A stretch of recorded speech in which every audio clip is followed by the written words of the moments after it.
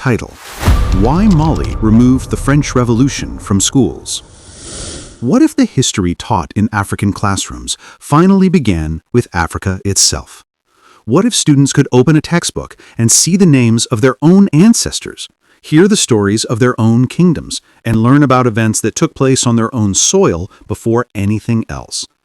If that idea feels refreshing, take a moment to subscribe, because today's discussion is one of the clearest signs that such a future is beginning to take shape. In 2025, Mali made a surprising and bold decision. Its Ministry of National Education instructed schools to remove the French Revolution from the 9th grade curriculum. It was an unexpected move, delivered without long speeches or explanations, but even in its silence, the decision carried weight. It said something about where Mali is heading, what it values, and how it wants its children to understand the world. The announcement came through an official directive issued in early October. It simply told school academies to suspend the teaching of the 1789 French Revolution. Compliance was mandatory, and refusal could lead to sanctions. No detailed explanation came with it, but the message was clear enough.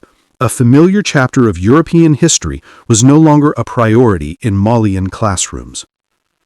For many years, the French Revolution had been part of the curriculum in Mali, just as in many former French colonies. Students learned about the storming of the Bastille, the fall of King Louis XVI, the rise of the Republic, and the birth of modern ideas about freedom and equality. These lessons were presented as essential knowledge for understanding global history. But for many Malians, they also represented something else: the legacy of a colonial education system that focused more on European development than African realities. So when the directive arrived, reactions across the country were mixed but energetic. Some people felt proud, seeing it as a step toward reclaiming educational sovereignty. Others worried about its implications. But regardless of opinion, almost everyone recognized that Mali had taken a major step in rethinking how it teaches its children about the world. Although no official explanation was offered, the decision made sense in the context of broader changes happening in the country. In 2023, Mali adopted a new constitution that removed French as the official language, replacing it with 13 local languages that better reflected the country's identity. This wasn't simply a linguistic shift, it was a declaration of cultural confidence.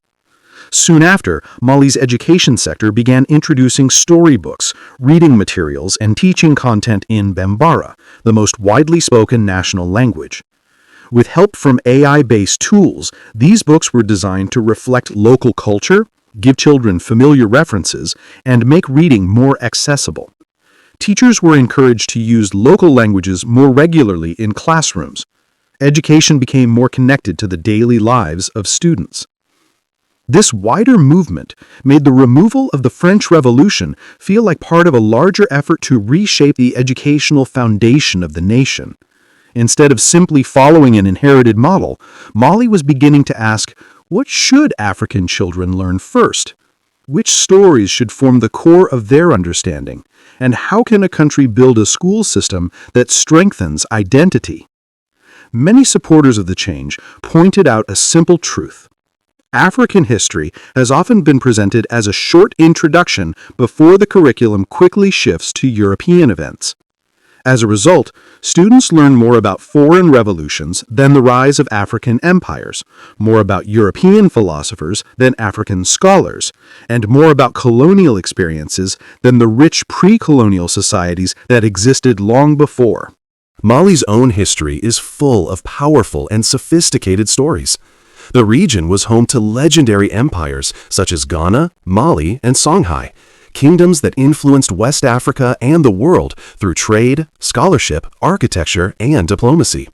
Timbuktu was once a global center of learning, attracting scholars from across the continent and beyond. Manuscripts produced in its libraries covered topics in astronomy, mathematics, medicine, law, literature, and religion. Some of these works are still studied today. Yet these achievements often receive far less attention in classrooms than European events. So for many Malians, the new approach felt like an opportunity, a chance to restructure the narrative in a way that truly reflects the country's heritage. If students begin with their own history, they may build a stronger sense of identity, confidence, and belonging.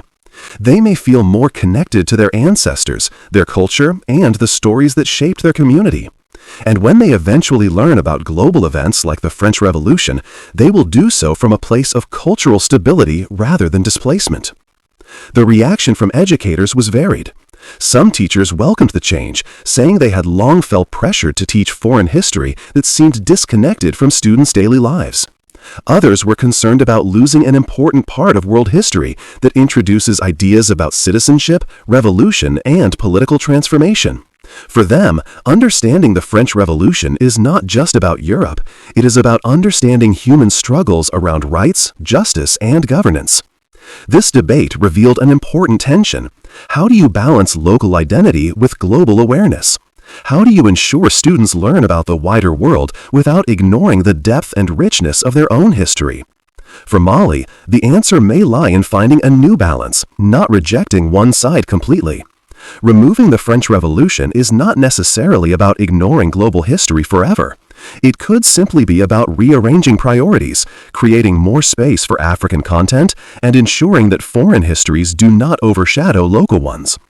This becomes more significant when we consider how deeply colonial education shaped African school systems. For decades, many African countries used textbooks that focused heavily on Europe, its politics, its wars, its intellectual movements, while African history was often oversimplified or limited to the era of colonization. Entire centuries of African civilization were neglected. Changing this system is not easy. It requires new textbooks, teacher training, and investment in research. But Mali's decision shows that the country is willing to take the first steps, even if the path ahead is long. By giving more importance to local languages, local stories, and local contexts, Mali is gradually building an education system that feels more authentic to its people. There are also practical reasons why this move could benefit students. Learning in a familiar language improves understanding, memory, and participation. When students recognize the cultural references in their lessons, they learn more naturally and with more confidence. And when they feel that education reflects their identity, they take more pride in their learning. Still, there are challenges. Removing a major topic from the curriculum creates a gap that must be filled with new content. Schools will need high-quality materials about African history, written in accessible language and aligned with educational standards. Teachers will need training on how to teach this new content effectively. And there must be a clear plan for how global history will be introduced later on. Despite these challenges, the potential benefits are significant. A curriculum that highlights Africa can help build stronger national unity, deeper cultural understanding, and more meaningful connections between students and their heritage. It can also inspire young people to appreciate the achievements of African thinkers, leaders, inventors, and social movements. This new approach may also influence other African countries. If Mali's model succeeds, it could inspire a broader movement across the continent to reconsider how history is taught. Already, discussions about decolonizing education are happening in universities, ministries, and civil society groups in many African nations. Mali's decision may give these conversations new energy. For now, Mali's classrooms are entering a new chapter. Students are beginning to see more of their own history reflected in their lessons. Teachers are exploring ways to integrate local knowledge and languages into everyday learning. And the country is taking steps, both small and long, towards an education system that represents its people more fully. This change is not just about removing one topic. It is about creating room for thousands of stories that were once pushed to the side. It is about recognizing the value of African heritage. It is about giving the next generation a stronger foundation to understand themselves and then to understand the world. And perhaps that is the most important part. When students know where they come from, they step into the future with confidence. When they study their own history first, they gain a clearer sense of identity. And when education reflects the people, education becomes more meaningful. Mali's decision may not answer every question or satisfy every viewpoint, but it represents courage, the courage to rethink, to adjust, and to prioritize. It is a reminder that countries have the right to shape their own educational story, and it may be a quiet sign that Africa is entering a new phase, one where its people choose not only what they learn, but how they see themselves. In a world filled with competing histories, Mali has chosen to start with its own, and that choice could influence generations.